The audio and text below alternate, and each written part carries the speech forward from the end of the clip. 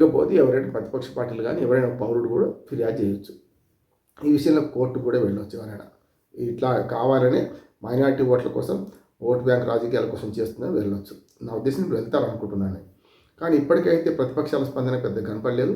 ముఖ్యంగా బీఆర్ఎస్ లౌకిక పార్టీ అని చెప్పుకుంటుంది, కానీ బీఆర్ఎస్ కూడా ఓట్ల భయం ఉంటుంది. ఎందుకంటే ముస్లిం ఓట్లు పోతే ఏమో, ముస్లింకు మంత్రివర్గం తీసుకుంటే ఇంత ఛాన్స్ వస్తే 2 ఏళ్ల తర్వాత వస్తే నోటికాడ బుక్క ఎత్తగొట్టిన ముస్లింలు ఎక్కడ అనుకుంటారన్న భయం బీఆర్ఎస్కు ఉంది.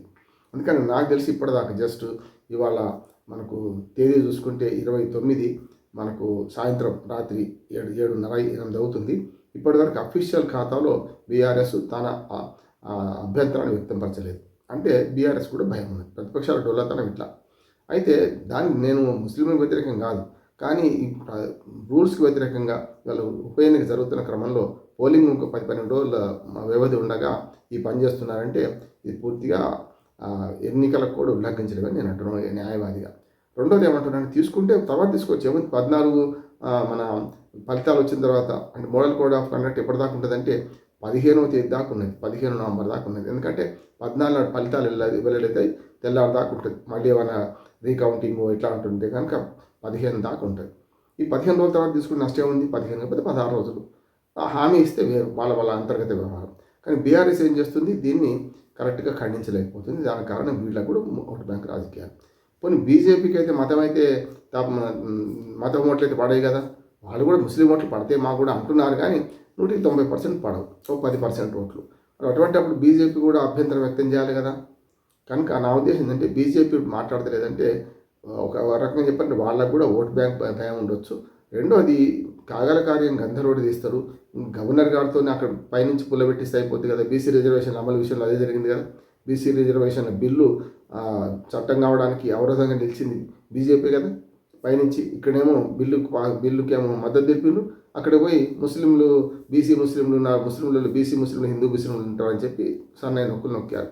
అదే రకంగా ఇప్పుడు నా ఉద్దేశం గవర్నర్తోని వెనక నుంచి నడుకొస్తారని నేను అనుకుంటున్నాను.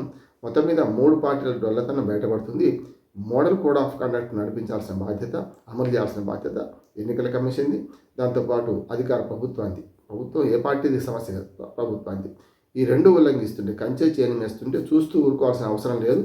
ఎవరైనా కోర్టుకి వెళ్తే కోర్టు మాత్రం జోక్యం చేసుకుంటే కోర్టు సుమోటోగా తీసుకోదు. తప్పు జరగని నష్టమని చూద్దాం, తగినప్పుడు ఎవరైనా ఫిర్యాదు చేస్తారంటున్నారు. కనుక ఈ 3 పార్టీలే ఉన్నాయా దేశంలో, రాష్ట్రంలో, వేరే ఉన్నారు కదా. ఎవరైనా ఇండిపెండెంట్ కానీ ఎవరైనా మనకు ఈ ప్రభుత్వ నిర్ణయాన్ని వ్యతిరేకించే వాళ్ళు కానీ కోర్టుకు పోతే కోర్టులో మాత్రం ఖచ్చితంగా చుక్కెదురవుతుంది. మంత్రివర్గంలో తీసుకోవడానికి ఇప్పుడు వెంటనే ప్రమాణ స్వీకారం చేసుకోవడానికి వద్దనే పరిస్థితి వస్తుందని నేను అనుకుంటున్నాను. ఏదైనా సరే ఇవాళ ఈ ఓటు బ్యాంక్ రాజకీయాల్లో హస్తం పార్టీ చాలా పెద్ద ఎత్తున ఆశలకు దారితీస్తుంది, ఆశలు పెంచుతుంది, తుంచుతుంది. ఈ 2 చేస్తుంది. కనుక రేపటి ఎన్నికల్లో ఈ మంత్రివర్గంలో అజరుద్దీన్ దాన్ని తీసుకుంటే ప్రమాణ స్వీకారం చేస్తే మరి ఆ ఫలితం వస్తుందా, లేక మరి రిజల్ట్ ఇంకో రకంగా ఉంటుందో ఆలోచన చేయాలి.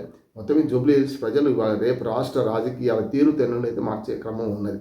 ఎందుకంటే బాకీ కార్డు వర్సెస్ దోకా కార్డు, బుల్డోజర్ వర్సెస్ కారు, ఇవి నినాదాలు నడుస్తున్నాయి.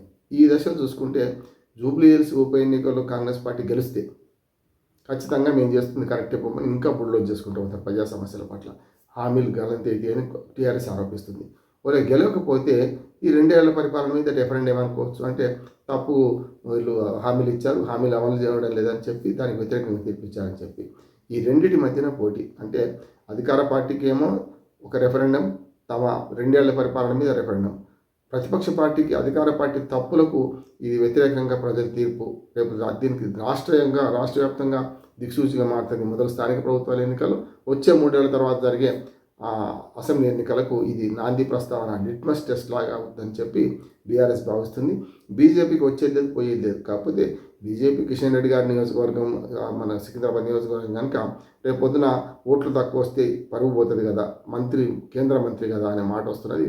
వీటి మధ్యన ఇవాళ అజరుద్దీన్కి మంత్రి పదవి తీసుకోవడం నేనైతే వ్యక్తిగతంగా సరైనది కాదు, ఈ సరైన విధం కాదు. ఆయన మంత్రి పదవి ఇస్తే 15 రోజుల తర్వాత ఇస్తే ఎవరొద్దాను, కానీ ఈ ఓటు బ్యాంక్ రాజకీయాల్లో ఇప్పుడు చేసి దానికి ఇచ్చినట్టు ఇచ్చి మళ్ళీ గతంలో మనం చూసినాం. ఏది 2 సార్లు కోదండరామ్ గారి పరిస్థితి అట్లా ఉంది కదా.